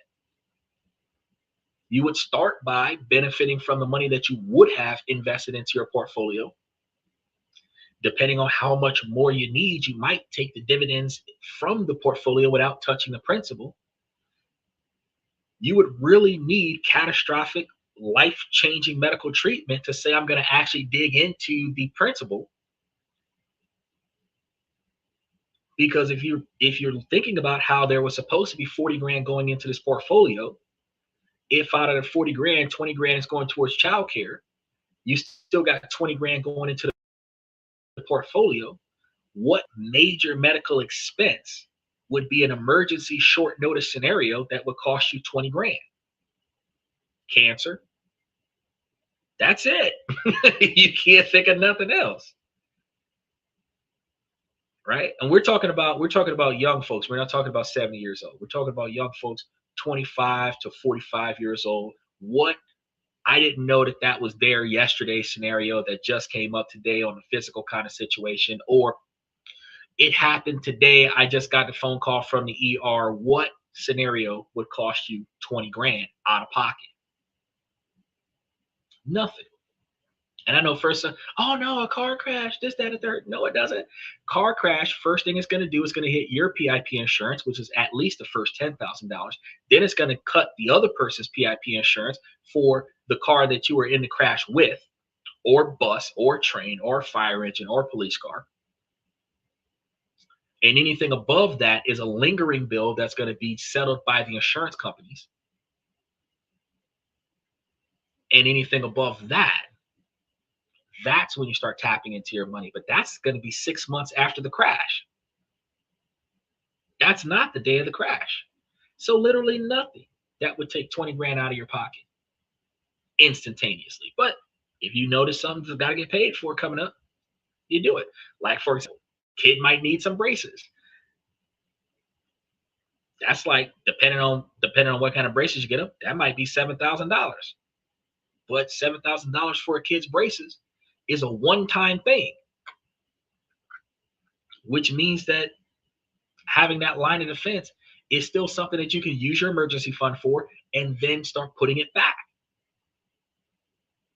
So while you never want to raid your retirement funds, having hundreds of thousands of dollars in a brokerage account provides a level of security that didn't exist before you started doing stuff like this.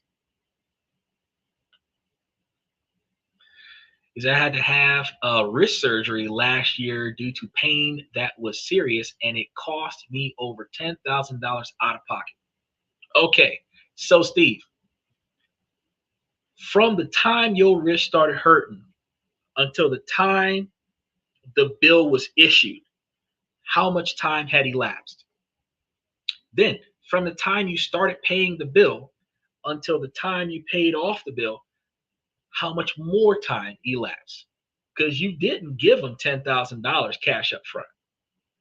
And most people aren't going to charge $10,000 to their credit card cash up front. Likely, you felt like crap for 3 to 6 months. You went to a doctor because the pain didn't go away. It started becoming unbearable. Doctor said surgery. Few weeks down the line, you scheduled it. You had the surgery. Some of it went to the health insurance. You might have had to put a copay down, $1,500, $2,500, but you knew it was coming because they told you before you scheduled the appointment you had to put some money down before the surgery. So you delayed the surgery until you had the money to put down for the surgery. Then you had the surgery. Then the rest of the money was left there as a due payment. Exactly. A few months before the surgery, the pain started, and I paid it all in cash as it came. Right. Separate bills. Right. Which also means that if you were doing what we're talking about doing right now, if you was in a relationship with somebody and y'all was building wealth together and you started feeling bad, sweetheart, I got to go to the doctor. This ain't getting no better. We're probably going to have to readjust our finances. I don't know what's going on, but it's not going to be cheap. Go to the doctor. Doctor tells you 10 grand. You should have 6 months of emergency funds set aside, which if you're living at $2,500 a month, 6 months is going to be well over 10 grand. So your emergency fund would have been gone, but you said you made payments over a large period of time. As money came in, it went towards that. So you wouldn't have been building up on your emergency fund, or you wouldn't have been building up on your health savings account. But if you would have had a health savings account, you could have took all the money out of the health savings account, put it on that, and then started putting more money on your health savings account, and that money would have been tax-free.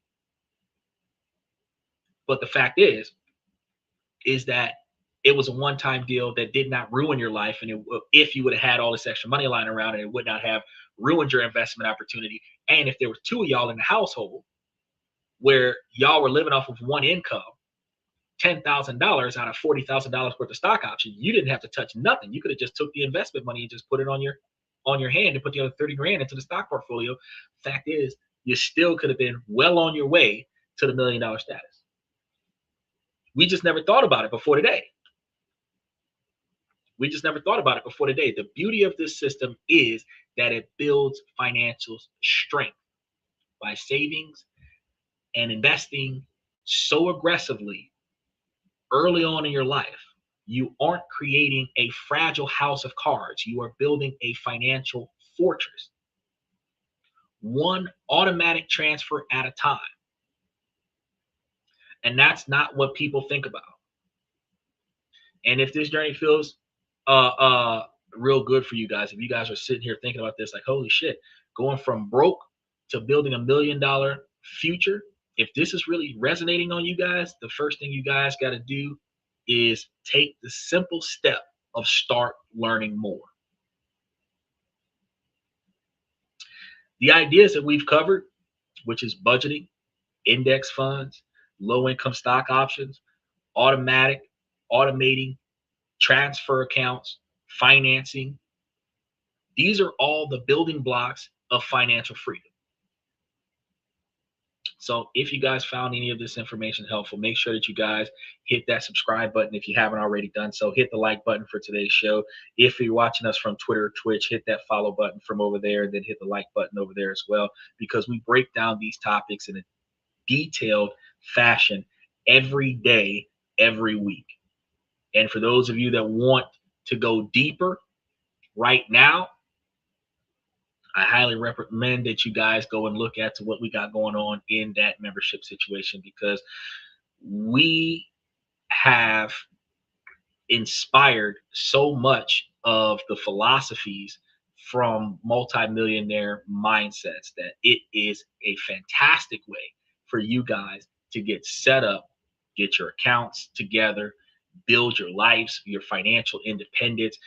But it does take a lot of communication. This isn't a situation where you can listen to my podcast tonight and then say, fuck what my partner says, I'm going to go and do X, Y, and Z and make us successful and then surprise them with it. You see what you see in the day. What you got to do is you got to sit your partner down and let them watch the show with you and be like, look, this is what I want you to see. Let's look at this. I Googled this. I Googled that. What he's telling us is true. Look at our budget. Look at how much we're spending. Look at how much we could save if we stop doing this and stop doing that and stop doing the other and start doing this and start doing this and start doing the other. We can actually see ourselves no longer having financial stressors. I was actually just talking to a buddy of mine just now, like my day off. First thing this morning, hanging out, went to the doctor, $2,000 on car repair. Went to the post office box, went out to lunch, $500 to the grocery store. Back to the house, get ready for the podcast. That shit wasn't expected. That wasn't expected. Nowhere in my plan 6 months ago was I was going to spend $2,000 on car repair. Nowhere. But it's there. It's available. The budget has been made to a magnitude where this situation has to get done now, and I have the capabilities of taking care of it now. I don't have to let the car sit on blocks. I don't have to wait. I don't have to juggle the difference between paying the rent on time or fixing a car. I don't have to walk or catch Ubers or have a homie drive me somewhere for free because I can't afford to fix a car. I can just literally walk out of the house and be like, oh, charge it, and we're good to go. Just that simple. Why? Because budgeting for the unexpected, because you can't plan for everything. But if you budget for the unexpected and you have the type of lifestyle that is not full of chaos, you end up not needing a lot of that extra money, which instead of you wasting it on going to fucking Disney World or wasting it on a strip club or something, you can literally put that money in a location where the money is making more money for you.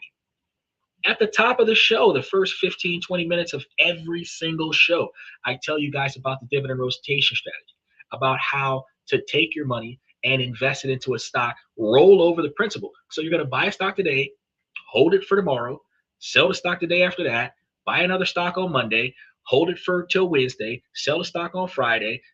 That's it. We might sell 1 to 2 stocks a week. All of 5 minutes of our day. And depending on how much money you're invested, depending on how much money you're getting back, and we're rotating out 35 cents a share, 50 cents a share on thousands of shares of stock because we bought it, because we had it. Put up 10 grand, get back $800 a month. $800 a month off of 10 grand, that's like 8%.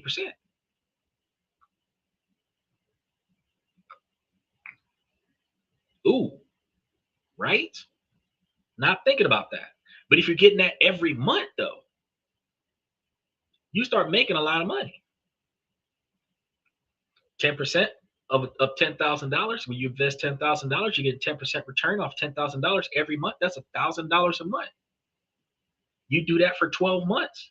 That's $12,000 a year off of the $10,000 that you move from stock to stock for the whole year. Not too many people thinking about that. Yeah, you're gonna pay taxes on that. But if you made $12,000 and you gave them 24% of that, you give them $4 grand, you still made $8,000 after taxes off of $10,000 worth of money. Now let me ask you a question. How much effort would you have to put into your day-to-day lifestyle to make that extra $10,000 working for somebody else? That is what people don't think about. If you had that $34,000 a year lifestyle, and then y'all were having those discussions, and y'all are watching the stock market, y'all are listening to the show every day, y'all are listening to those stocks that y'all can buy into, the ones that rise, the ones that fall, the ones that have upcoming high dividends for the quarter, and y'all are agreeing on, we're going to buy this today, we're going to sell it tomorrow, we're going to remind each other to sell it when it's supposed to be sold and buy it when it's supposed to be bought so that we can expand our money. You could take 20% of your portfolio and use it for the dividend rotation strategy. If you're putting away 40 grand each year and you're going to use 10 grand of that each year for your dividend rotation strategy, you can turn 10 grand into 22 grand, and the other 30 grand gain 10%, which means that you can then turn around a year after that and take 22 grand and turn that into 45 grand and have the 60 grand make 10%. Do you see how that works? And you're still able to make money for you. You can find yourself utilizing this method over the next 10, 15, 20 years where you could find yourself with $100,000 being shifted around every month. $100,000 getting you 10% a month. That's a lot of money. That's $10,000 a month. That's a $120,000 a year. We've already proven that the dividend rotation strategy, when done strategically, can produce more than 100% return. 168% return if you never miss a stock. But realistically, forgetting to buy sometimes, forgetting to sell on time sometimes, catching a downward turn like with the shutdown in October and the shutdown in 2 weeks. Think about still 75% return. 75% return is a lot of money. 75% return on 100 grand is 75 grand. But if you put it in a bank account for 3% average, 100 grand to give you 300 bucks. So which one do you want to sit on? $75,000 return because you're making your money make money for you, or $300 return because you gave it to the bank and let them make $75,000 off your money? It's up to you, right?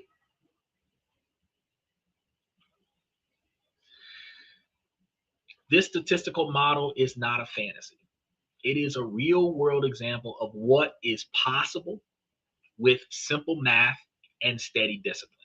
Many households, broke ass households, start out feeling the way so many of us do. We're overwhelmed, we're stuck, we're broke, we're living paycheck to paycheck. We are trying to make ends meet. If you know that phrase, you're broke as fuck. And you have nothing to fall on but your next paycheck. When you take this dynamic and put it into action, you can find yourself in a situation where your money is making so much money for you, it ain't about making ends meet. You sitting over here just advance paying on shit because you got it like that. Instead of having you might be like me. Instead of having $50,000 worth of emergency fund in the bank account, you might have all of your bills on an advance rotation. Light bill paid up for the next 12 months, phone bill paid up for the next 12 months, car insurance paid up for the next 6 months. Money already sitting in the escrow account to cover the property taxes, money already sitting in the escrow account to cover the mortgage. You might, instead of getting a regular escrow account that has no interest, you might get you an escrow account that builds interest and just put all the extra money for the house in the escrow account. Let them come get it whenever they feel like it. So instead of you sitting over here like, oh man, emergency fund, I got to relocate this money to go and deal with X, Y, and Z stuff. It's like, well, shit, I don't owe nobody until 2027. So what if I do have a financial problem in 2026? I could just take whatever I got and put it on that problem because I don't owe nobody until next year. And somebody asked me last week, what does that do for you, advance paying on things, besides give you a peace of mind? Think about this, broke folks. All of you who have not renewed your lease, your landlord don't give a fuck. They're going to keep taking your money. You're on a good terms with your landlord. You're on a month-to-month basis because you never renewed your lease. Paying the next 12 months in advance, guess what that does for you? If your landlord, for any reason, don't like you anymore, y'all could have had a falling out about a repair. They don't like where you parked your car. Too many complaints from the neighbors, whatever. Under new management, if you have already paid for the next 12 months of living on this property, even though you don't have a contract with the landlord, they either have to refund all of your money, which they normally don't do, or they will refuse to accept any more money from you and give you a notice to vacate after the expiration of the money that you have already paid. Which means if you've already paid the next 6 months, or if you've already paid the next 12 months worth of rent, you're on a month-to-month basis. They owe you possession of premises for the next 12 months if they're not going to give you your money back. If you don't do something so egregious for them to give you your money back just to put you out to date, which also means you have plenty of money to move on if they give you your money back. You got plenty of time. You get a note today that says, on this day, like Edge's opening theme song, on this day, you have got to get out. But that day is 8 months from now. You can plan. Well, shit, I don't have to give my land no more money. I can just keep my money aside. It's not an eviction notice. It's a notice to vacate. So you're not in a court system. This isn't going to negatively impact your credit score. You're going to leave on your own accord. You might even put a little bit of money towards fixing some of the stuff around the house that you know you fucked up, so that when you leave the property that you're leaving it in good terms, so that they're not going to try to charge you extra money on your way out. You have a game plan. That's what financial freedom is all about, being able to prepare for the future. If you live on a month-to-month basis and you pay your rent on a month-to-month basis, you paid your rent on the first, and on the fifth, your landlord can give you a notice to vacate, which means that they're not going to take your money on the first, and if you're still there on the fifth, they're going to file a legal action against you. Now you've got 3 weeks left to get the fuck out, and you don't have any more money because you gave it all to them. That is not being prepared. See what I'm saying? If you make the choice and choose to stop reacting to money and start being intentional with your money, one crucial change can be implemented, which is the choice to live on one income and invest the other. That single decision creates a domino effect that forces communication, budgeting, and the automation of wealth building. Millionaire status is not achieved by getting lucky. It's achieved by following a system. Take the Rockefellers, for example. Everybody's money goes into the trust. The trust builds wealth. Everybody on the trust as a beneficiary has a health insurance policy. The health insurance policy, when somebody dies, pays the trust. Everybody else that's still alive benefits off of the increase from the trust. Anybody who needs something can borrow money from the trust.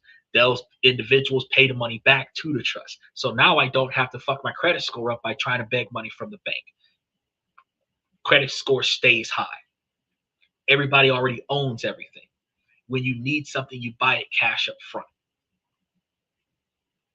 Then if you have to leverage something, you're leveraging assets you already own. That's way different than borrowing money from mama and them because you ain't got it and they ain't got it neither. Robbing Peter to pay Paul. You know robbing Peter to pay Paul, you know you ain't making enough money to make ends meet. So if we stop scaling up our standard of living with the income that we have, where now you got two people with a $92,000 a year income living at $87,000 a year lifestyle. If y'all just stayed at that $50,000, and I know I understand how y'all feel. You know, we met in the hood, we got together, we started doing something right, and want to move out the hood. We want to show progress in our relationship by moving to a more expensive, more prestigious environment. But what if you just relocated to a cheaper environment that's less chaotic, but still fiscally affordable? Instead of keeping up with the Joneses, y'all are building your success. Because think about this. Do you look better in 20 years if you're still living paycheck to paycheck? Or do you look better in 20 years when you're traveling the world first class? Doesn't matter what they think about you today or what you think about you in 5 years. People say, oh, live a life of no regret, YOLO. But when you don't have enough money to pay for the bullshit that you're about to go through, regret is all you think about. That last purchase you made that you wish you didn't make, that right now is biting you in the ass, that is the only thing you're thinking about at that moment. You guys got to understand the key principle is that you don't build wealth by saving what's left after spending all of your money. You build wealth by spending what is left after you've saved everything that you need to save for the goals that you're trying to achieve. The numbers might change based on your income. And understandably, the principle is still very universal. You don't need a six-figure salary to make this happen. You don't need $100,000 a year man. You don't need $100,000 a year alpha boss lady to make this happen. The two of y'all can get together where y'all are averaging 45,000 a person, and y'all can make this happen. All you need is a plan and a partner on the same page. And that discipline that you guys need to have to see this through will help you build a road from being broke to being $1.8 million. It's not easy, but it is very simple and it is extremely doable. And it's a road that is open to anybody, no matter how poor you are, as long as you're willing to take those first steps. So my question is, now that you know, what are you going to do towards your 20-year plan? For those of y'all in relationships right now, when are you going to have this conversation with your partner? For those of y'all that have families right now, when are you going to have this conversation with your baby daddy or your baby mama? Because even with the children in play, y'all can still make some changes, cut some stuff back that y'all don't need to be paying for, and put that extra capital towards building financial freedom. The goal doesn't have to be $2 million. The goal could be $300,000 so that you're making $40,000 a year paying for the stuff that you need to subsidize the second income. The goal could be $500,000 so that you've got $75,000 or $100,000 or $150,000 to cover the cost of putting the kids through college so that y'all can quit working and the kids can still have a stable income subsidizing their education. But whatever your goals are, I've been telling y'all since 2024 that we need to figure out a 20-year plan. We need to stop living life day to day, stop living life paycheck to paycheck, and stop wasting so much money on bullshit. And we really need to start figuring out where we want to be at in 5 years, where we want to be at in 10 years, and be realistic about this shit.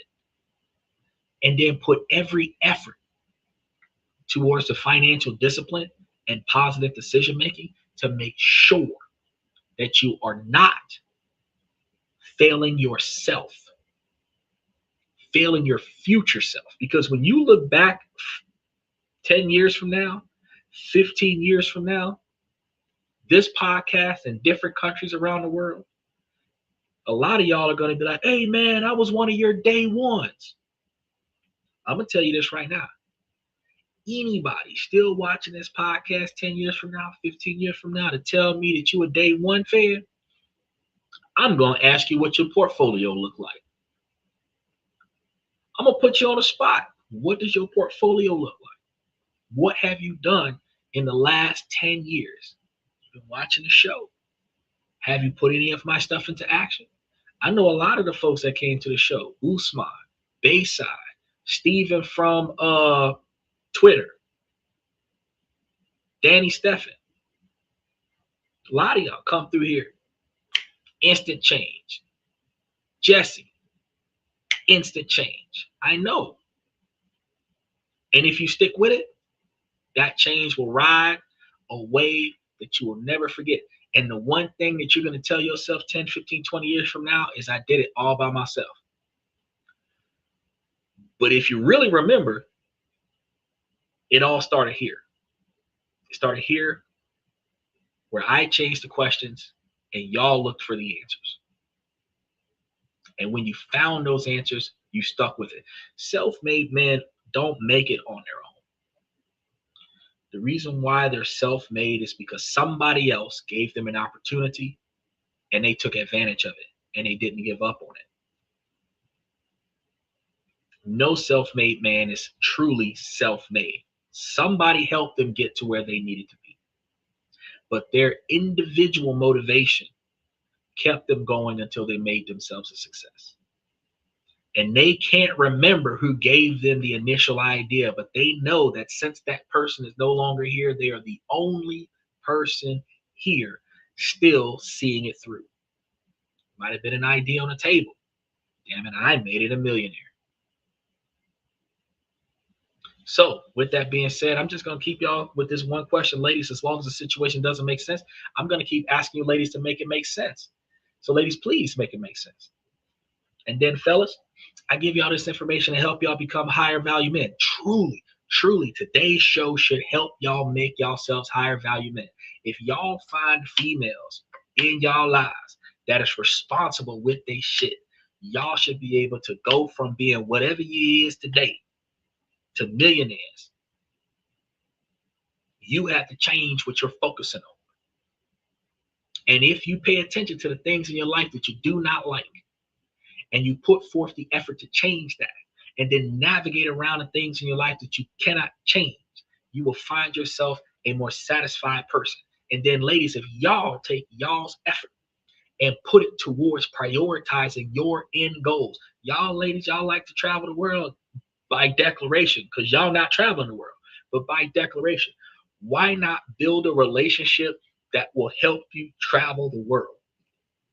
Not by living off the money from one man paying for all of your trips, but by you building a relationship with one man where y'all can go places together. Not because he your sugar daddy, but because he was your partner. Y'all want to be expected as an equal and treated as an equal. This is what the 50-50 split should look like. It shouldn't look like his and her going half on the rent. It shouldn't look like his and her going half on entertainment. It should look like one of y'all paying for today and the other one investing for tomorrow. That's what the damn 50-50 split should look like. And if you can't find a woman that's like, well, shit, I'm going to pay for next year if you pay for this year, and we're going to put her money in places where her money's making money for us, and we're going to put my money on what we need today so that we don't need for nothing now and we won't need for nothing later. You can't find that type of person. You're in the wrong place looking. You understand me? And ladies, I tell y'all this because while this is a male-driven podcast from the male's perspective, if you are 30, 40, 50 years old and you're still living paycheck to paycheck, you just got to ask yourself, with all the money that you've made in your life, where did it go?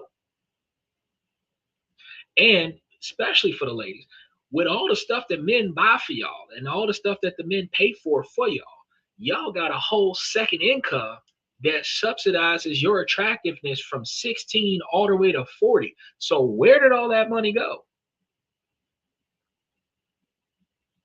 I ain't asking you that question to rag on you.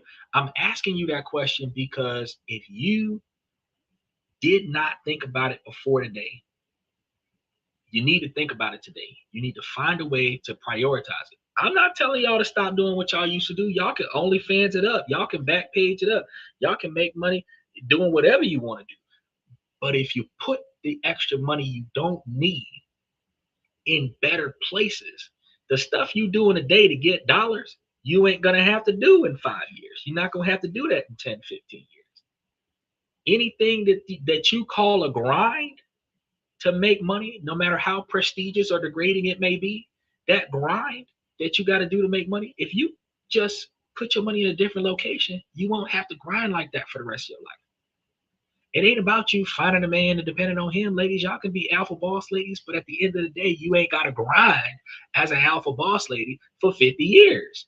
You should be able to put your money in the right spot so that inside of 20 years, no matter whether you're doing it with a dude or you're doing it by yourself, that inside of 20 years, you can stop grinding. That's what I want for y'all. That's what I want for the fellas, is that we should figure it out. Because I just put the blueprint out twice this week, because I put out one where you can do it by yourself on Tuesday. You should be able to figure it out where whatever the fuck you got to do today to make ends meet, that in 20 years, you not making ends meet. You have fixed it where you will not have to work again for the next 30 years or longer. And this is legal decision making. All right. And that's one of the reasons why on Wednesday, I'm telling y'all about all the different countries around the world that we can live at, because if you built your empire, you got your $250,000, you got your $1 million, and you got that $1 million while you were in New York or California, with that $250,000 a year lifestyle, and you're able to take that and you go and fly to East Asia, and now the same standard of living costs you $20,000 a year. You got $200,000 extra a year that you don't need. When you start thinking about how, oh, I'm gonna spend the last 25 years of my life balling out of control, that's where wasteful spending can happen. Because if you was living paycheck to paycheck at $250,000 a year in the United States, and you go into another country, I'm not gonna say third world country, another country, and you want to spend that $250,000 a year on a $24,000 a year lifestyle, you can build your own house in certain countries. You can buy a plot of land and build your own house in certain countries. You can have chauffeurs and limo drivers and housekeepers in certain countries. On top of everything, your kids is going to private schools, international private schools. On top of everything, you could literally live like the top 10% in another country because you was living $250,000 a year in California. But what it takes is for you to set up your later. Your goal today is to make your later greater. Today is gone. Yesterday is a memory. We're not dwelling on the past. What you need to be focusing on is, what can I do today to make tomorrow less stressful? What can I do this year that can make next year less stressful? What didn't work in 2025 so I can stop doing that in 2026 and start doing something different in 2026 so that 2027 is not as difficult? That's what we need to be focusing on. You can't always get what you want, but you can fight for what you need. And what we need at 30, 40, 50 years old is we need an exit plan. And it's not an exit plan out of our relationship. It is an exit plan out of the work life. The exit plan is not just early retirement, but a guaranteed stopping point. And every week I come here, holidays, weekends, I start at 11 o'clock Eastern Standard Time. Every day I'm bringing you guys a new opportunity, a new change in decision, a new mental focus to help you become better than what you were. All y'all got to do is just show up and listen, and then apply yourselves. What they said, faith without work is dead.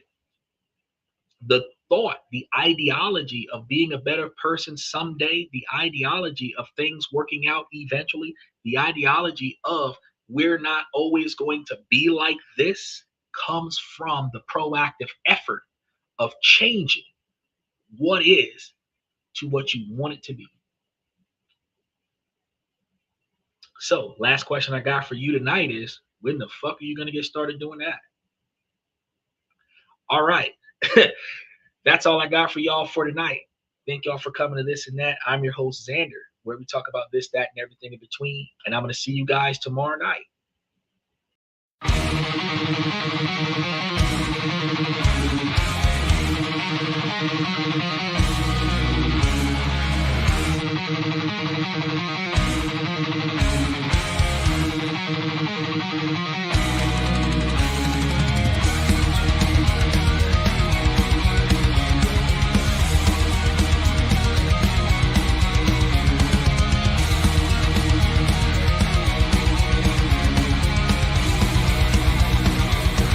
Higher ground.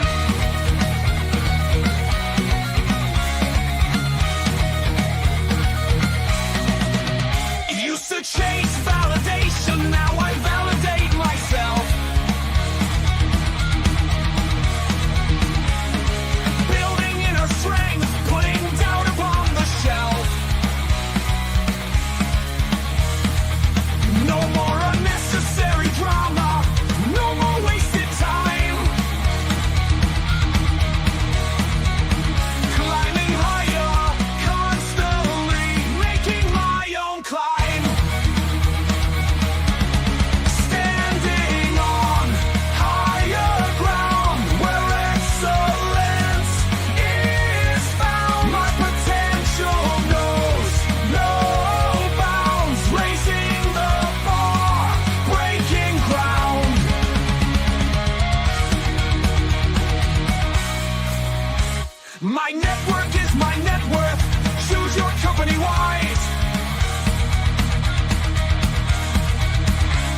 Surround yourself with eagles, not with sheep in disguise.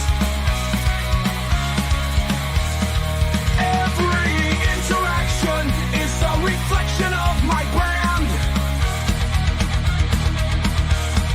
Quality over quantity, that's my personal command. I'm not landing on higher ground where excellence is found. My potential knows no bounds, raising the bar, breaking ground.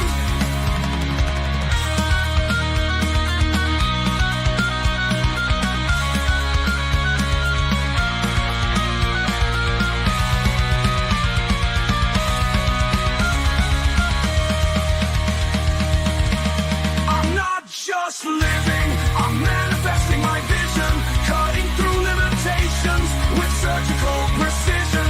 My expectations are my compass, my respect is my shield to mediocrity and chaos. I will never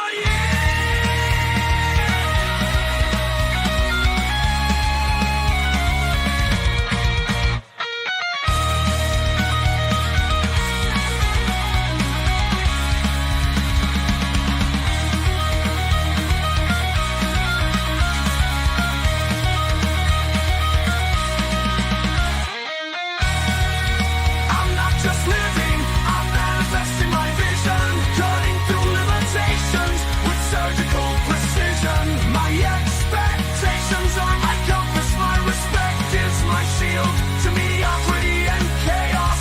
I will never yield.